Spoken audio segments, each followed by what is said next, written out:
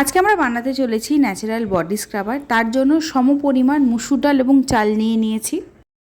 এরপরে মুসুর ডাল এবং চালটাকে গুঁড়ো করে নিতে হবে, একটু দানা দানা মতন করে গুঁড়ো করতে হবে, যেন পুরো পাউডার না হয়ে যায় সেই দিকে লক্ষ্য রাখতে হবে। এরপরে এতে দিয়ে দেব 4 চামচের 2 চামচ হলুদ গুঁড়ো এবং টেবিল চামচের 3 চামচ বেসন পাউডার।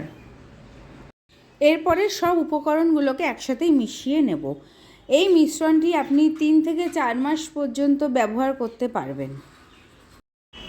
এরপর একটি বাটিতে 2 টেবিল চামচের মতন মিশ্রণ নিয়ে নিতে হবে।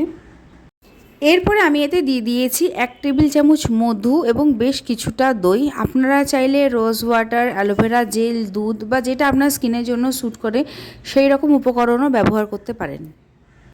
এরপরে সব উপকরণগুলোকে একসঙ্গে মিশিয়ে নিতে হবে খুব ভালোভাবে। তৈরি হয়ে গেছে আমাদের ন্যাচারাল বডি স্ক্রাবার। আমি সপ্তাহে 2 থেকে 3 দিন এই ব্যাটার অ্যাজ এ স্ক্রাবার হিসেবে ব্যবহার করে থাকি। আপনারাও ট্রাই করে দেখতে পারেন। ন্যাচারাল কিন্তু খুব ভালো।